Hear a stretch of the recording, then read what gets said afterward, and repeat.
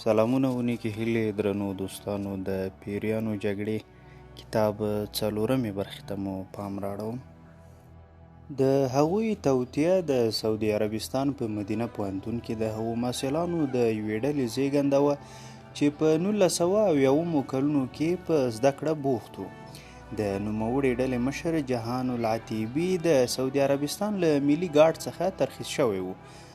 هغه خپل څو سوه پلویان چې ګڼ شمېر یمنیان او مصریان وو او په سعودي عربستان کې کلونه اوسېدلي وو پر دې قانع کړل چې د ده سودی اوښی عبدالله القحطاني هغه مهدي و چې ځمکې ته راکوز شوی و تر څو د مسلمانانو لټولو ته د پای ټکی کېږدي. القحطاني دیني زده کړې کړې وې. جهان د سعودي ټولواکه کورنۍ تر برید لاندې ونیوله چې پر تیلو خوسا شویو شهزادګانو یې پردۍ ځمکې نیولې وې او د دولت مال یې احتکار کړی و. ځینې شهزادګان شرابیان وو چې د عیاشۍ په قصرونو کې بېهوده عمر تېراوه. د نوموړي حقایق پر ځای و خو انګېرنه یې افراطي وه. ځمکې ته د مهدي د راستنېدو موخه د اسلام سوچه کول او له ټولواکې کورنۍ څخه د سعودي عربستان آزادول و. جوهیمین له هغو سوچه اسلام پالو څخه هم سوچه و چې د سعودي عربستان له خوا په رسمي توګه منل شوی و. د په سعودي کې د راتلونکي عقیدوي مخالفت د نمونې ښکارندویي کوله.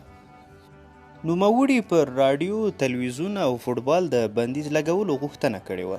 د نوامبر پر هغه سهار یې د لوی جومات دړې وتړلې او دننه یې پر لسګونو زره حق حیران عبادت کوونکو ایثار کړله. د جومات امام د نوي مهدي له تصدیق کولو نه غاړه وغړوله. جهان او داړې یې د لسګونو بېګناه عبادت کوونکو پر وژلو لاس پورې کړ. سعودي عربستان د دې عجیبه پاڅون په لومړیو ګړیو کې هیڅ داسې یو اقدام ونه کړ چې اسلامي نړۍ ته پر ډاګه کړي چې د برید شاته د چا لاس و. د نړۍ په هر ګوټ کې هر یو ژمن مسلمان په مکه کې د مکعب شکل کعبې پر لور هره ورځ 15 ځله مخ پر سجده ایښوده. اوس هغه ځای د پاڅون کوونکو تر برید لاندې راغلی و. خو آیا دا برید کوونکي څوک وو او څه یې غوښتل؟ د سعودي عربستان حکومت چمتو نه و چې د ورپېښ شوي بحران په اړه تبلیغ وکړي. په سر کې د سعودي مامورین پوره په دې نه پوهېدل چې د برید تر شا څوک وو. د عیني شاهدانو ټوټه ټوټه ویناوې او ګړندۍ ګونګوسې له هیواد نه بل هیواد او له یوې لویې وچې بلې لویې وچې ته په ټوپو ټوپو رسېدلې وې. په واشنګټن کې د باندنیو چارو وزیر سایروس وانس د نړۍ په اوږدو کې د امریکا سفارتونو ته د هغې درېیمې سهشنبې ماښام تارونه تلګرامونه استول او له هغوی نه په داسې حال کې چې د مکې بحران پر الوڅېدو غوښتنه کوله چې په احتیاطي اقداماتو لاس پورې کړي. د امریکا د بهرنیو چارو وزارت ته په دردونکې توګه یوازې څو اونۍ دمخه څرګنده شوې وه چې د دوی د سفارتونو انګړونه او د دوی ډیپلوماتان په څومره ګړندۍ توګه د هغو ډلو هدف ګرځېدی شي چې رښتینې او یا تصوري ګیلې لري. پر دا بل سهار یې په اسلام آباد کې د امریکا سفیر هیملټن له واشنګټن نه وررسېدلي تارونه وکتل. نوموړی داسې فکر نه کاوه چې انقلابي اسلام په پاکستان کې د امریکا ګټو ته ګواښ و. ولی هغه هیڅکله ګواښ نه و. خو له هغه سره بیا هم په اسلام آباد کې CIA ته څو اونۍ دمخه د خپلو څارګرو لخوا داسې نښې ورپه ګوته شوې وې چې په قائد اعظم پوهنتون کې محصلینو پلان لاره په تهران کې له یرغمل نیونکو سره د ملاتړ د ښودلو لپاره پر مظاهرو لاس پورې کړي. د هغه په نتیجه کې سفیر هیملټن له پاکستانی چارواکو څخه د څه ناڅه 2 درجنه وسلوالو پاکستانی پولیسو غوښتنه کړې وه چې په خپله په دودیزو امریکایي ساتونکو سربیره د سفارت ساتنه وکړي. د 4مې چهارشنبې په ورځ یاد شوي څارندوی پولیس په خپلو دندو ګمارل شوي وو چې په اسلام آباد کې ګنګوسې خپرې شوې او ورپسې بیا سیمه ییزو راډیوګانو دا خبر خپور کړ چې د مکې پر ستر جومات د برید تر شا د امریکا او اسرائیلو لاس و. ګنګوسیو ویل چې واشنګټن او تل‌ابیب پریکړه کړې وه چې د اسلامي دین کلا ونیسي تر څو وکولی شي اسلامي نړۍ شنډه کړي. د دې افوا له ظاهري پوچوالي سره سره دا خبره که په میلیونونه خو د زرګونو پاکستانی مسلمانانو زړونو ته لوېدلې وه. د امریکا غږ خبر خپور کړ چې کله په مکه کې د کړکېچ کچ لوړ شو ولسمشر کارټر امریکایي بیړیو ته لارښوونه وکړه چې په تهران کې یرغمل نیونکو ته د زور د ورښکارولو پر موخه د هند سمندر پر خوا وخوځېږي. نو دا کومه ستونزمنه خبره نه وه چې په لږ تصور سره دې دوو خبري ریپورټونو ته له یو بل سره تړاو ورکړی شي. په هغه موقع چې په قائد اعظم پوهنتون کې زده کوونکو د مظاهرې پر پلان جوړولو لاس پورې کړی و، د اسلام آباد یوې ورځپاڼې د مسلم یوې ځانګړې خپرونه خپره کړه چې په هغې کې د ښکېلاکګرو او د هغوی د لاسپوڅو لخوا د اسلامي نړۍ پر ضد د دوه غلیمانه عملونو یادونه کړې وه.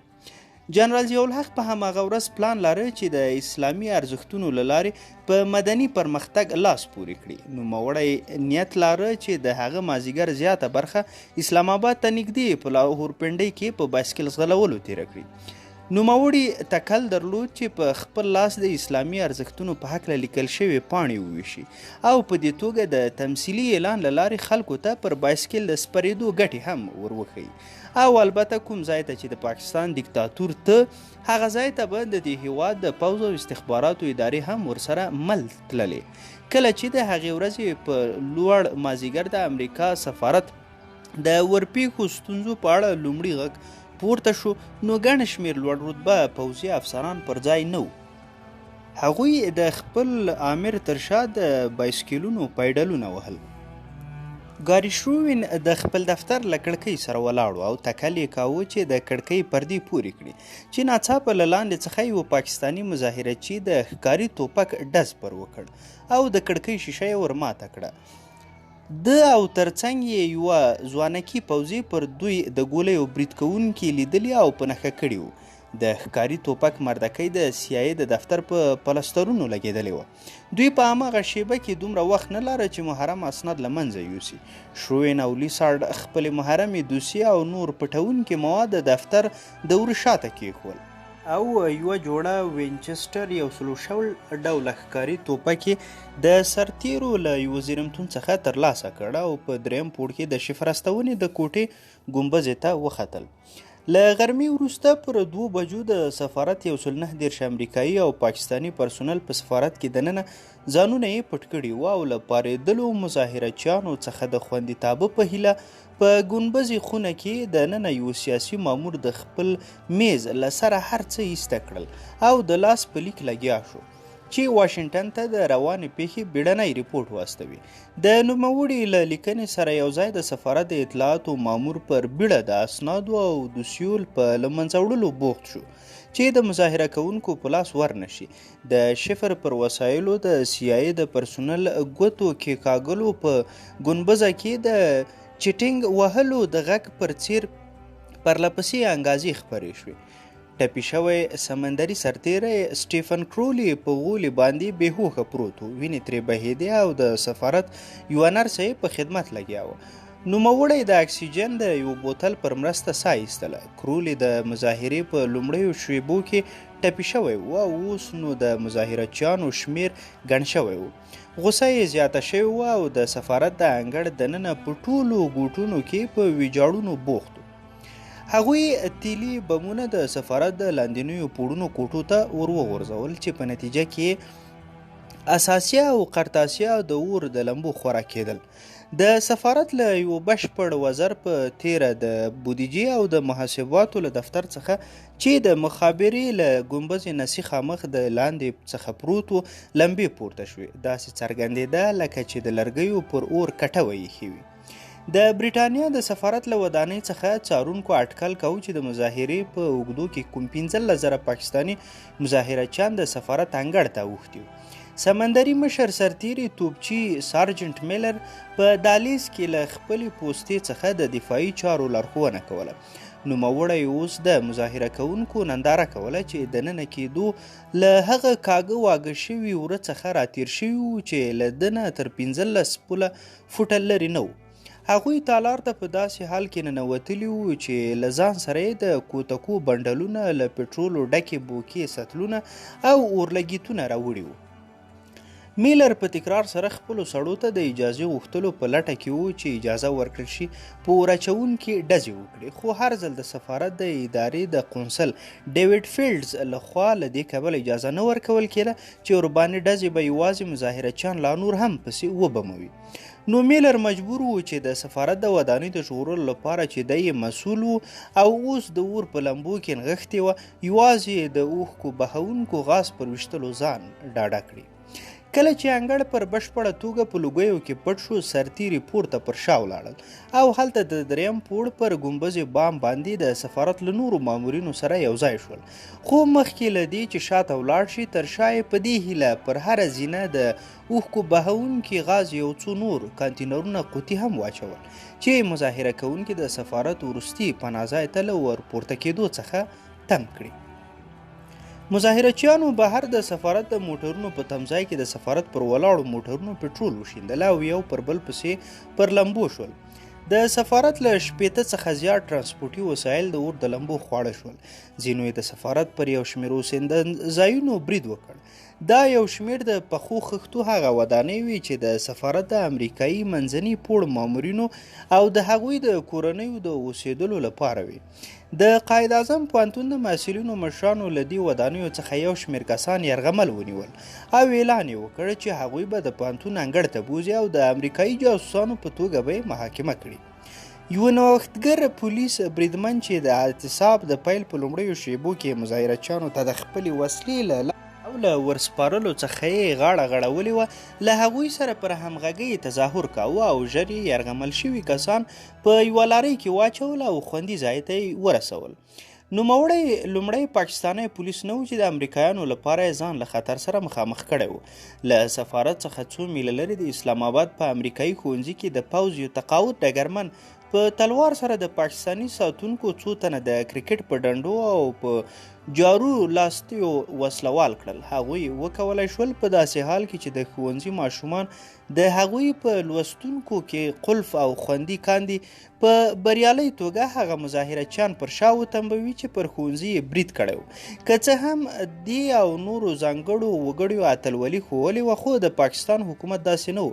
د امریکا د سفیر آرتر هیمل او په اسلام آباد کې د CIA د مرکز مشر جان ریګن لخوا له لسګونو غوښتنو سره سره ګړۍ پر ګړۍ پسې تېرېدلې چې د پاکستان پوځ یا پولیس د مظاهرچیانو د شړلو یا تیتولو لپاره نه و ورسېدلي. تر لوړ مازدیګر پورې د پټرولي بوی لوخړې د امریکا د سفارت له انګړ څخه پورته شوې وې چې په میلیونونو واټن له لرې لیدل کېدې.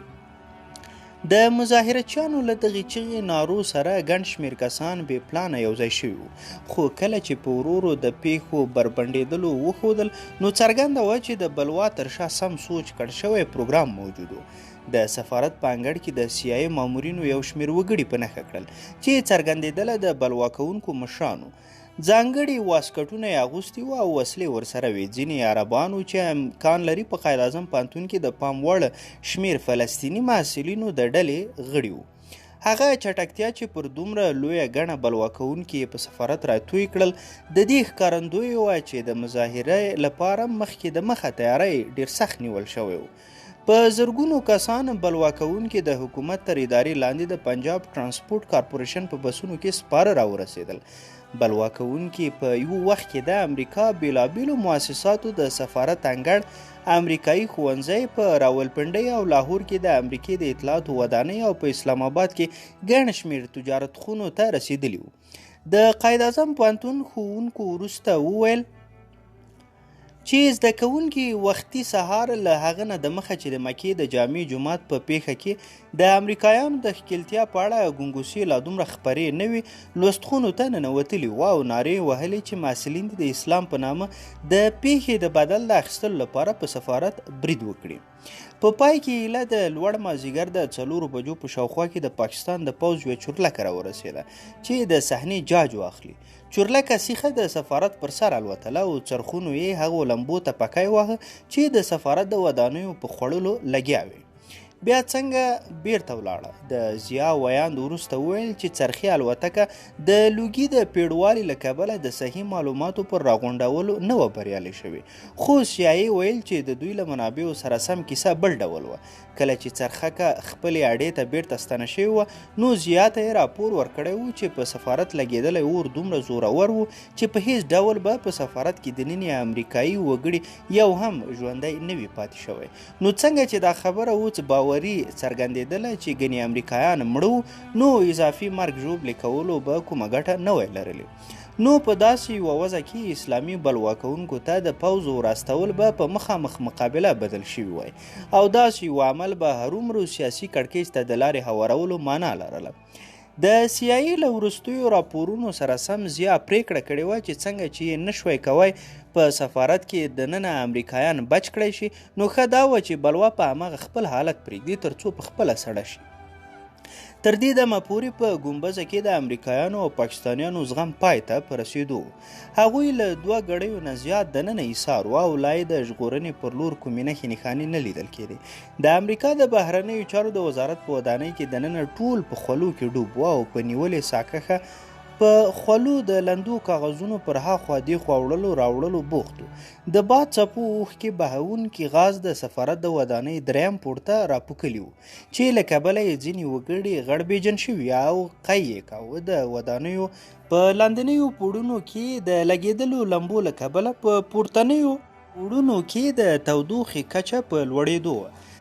خلاصه د جمعې په ورځ د پان امریکن هوایي کرښې یوې جمبو جیټ الوتکې د سفارت ټول 309 تنه نااړین او اړین پرسونل د هغوی کورنۍ او نور امریکایان له پاکستان څخه وویستل او امریکا ته یې یوړل. د 9 شنبې په ورځ د سعودي عربستان سرتیرو او فرانسوي کومنډویانو د کعبې پر ستر جومات باندې یرغل کوونکي په یوه خونړۍ جګړه کې وځپل. سعودي تر پایه د وژل شوو صحیح ګڼه ونه ښووله. ګڼ شمېره اټکلونو د هغوی ګڼه په سلګونو کې بلله.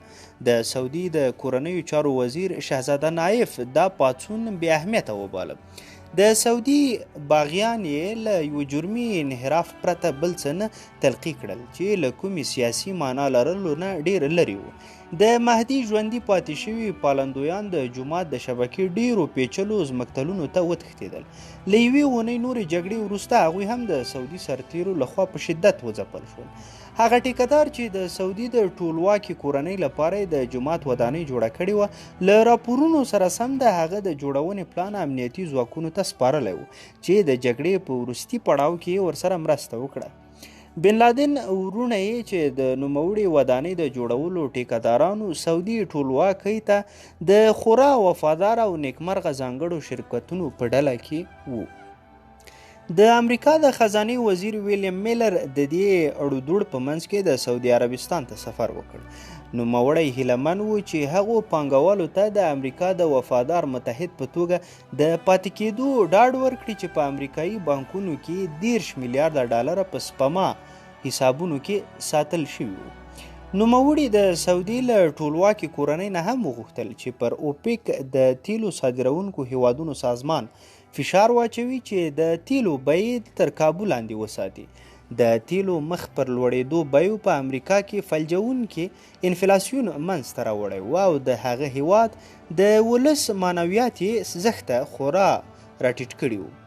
سعودي شهزادګانو ویره لرله چې د مکې د پاڅون لامل له هغو کوچنیو ګامونو څخه د عامه ذهنیتونو ویره وه چې د لویدیځ کېدو پر لور په هماغه وروستیو کلونو کې په سعودي عربستان کې پورته کېدل. له دې کبله یې ژر د ښځینو د ویښتو جوړولو سالونونه بند کړل او د ملي تلویزیون له خپرونو نه یې ښځینه ویاندانې وایستلې. تر نویو قوانینو لاندې په بهر کې د سعودي نجونو پر زده کړو بندیزونه ولګول شول. د سعودي د استخباراتو مشر شهزاده ترکی الفیصل دې نتیجې ته ورسید چې د مکې پاڅون د ګردو سعودیانو شیخانو حکومت او په ټولیزه توګه د نورو عامو وګړو د کړوړو پر ضد یوه نیوکه وه.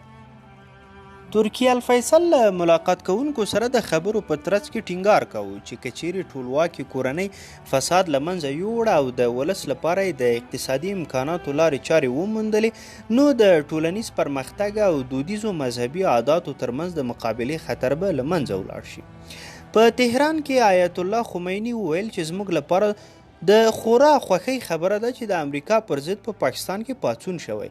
دا زموږ د ځورېدلي ولس لپاره د خوشحالۍ یو ښه خبر دی. سرحدونه باید زړونه سره جلا نه کړي.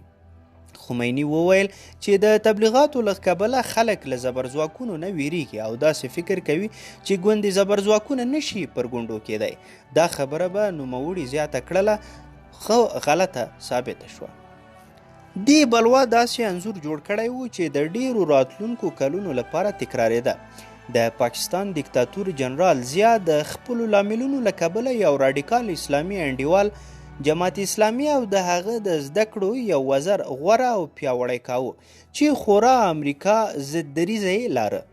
د اسلامي انډیوال له کابو وتلی و.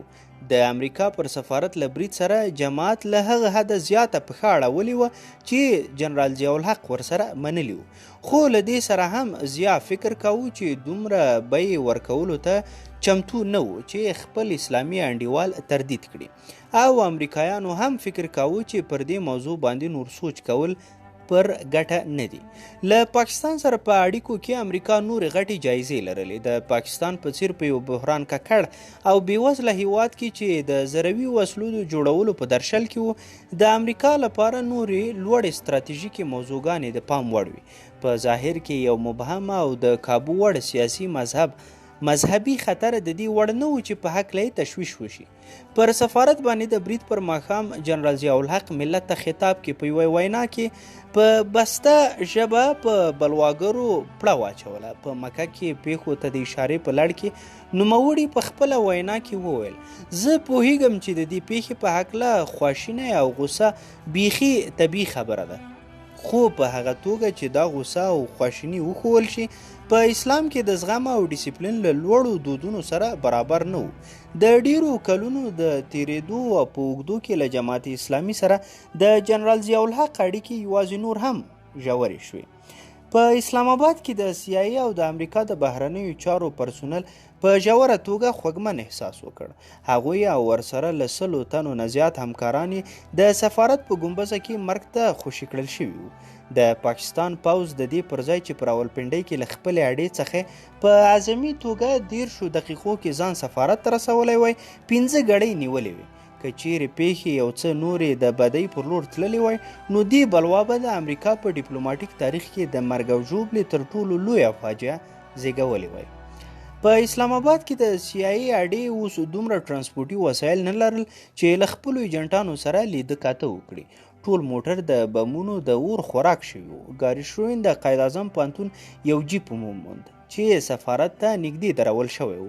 دا وسیله ظاهرا له بلواګرو نه شاته پاتې شوې وه. شروین هغه په جاسوسي وسایلو سنبال کړه او غوښتل چې ورنه د شپې په اوږدو کې له خپلو خبر غونډونکو ایجنټانو سره د پټو لیدنو لپاره کار واخلي. ډیر ژر د پوهنتون مامورین راورسېدل چې د ورک شوي جیپ پوښتنه وکړي. هغوی بیرته د جیپ ورستنولو غوښتنه کوله. نو شروین سوچ وکړ چې نشي کولای په داسې یو موټر کې چې د ورکېدلو خبر یې پولیسو ته ورکړل شوی و د شپې لخوا له خپلو جاسوسانو سره وګوري. نو له دې کبله بیا هغه جیپ یوه شپه د اسلام آباد په څنډو کې یو جهیل ته ورساوه چې په هغه ځای کې له موټر څخه پلی شو او د اوبو تل ته یې ورغړاوه. یو وړوکی تسکین خو بیا هم یو څه.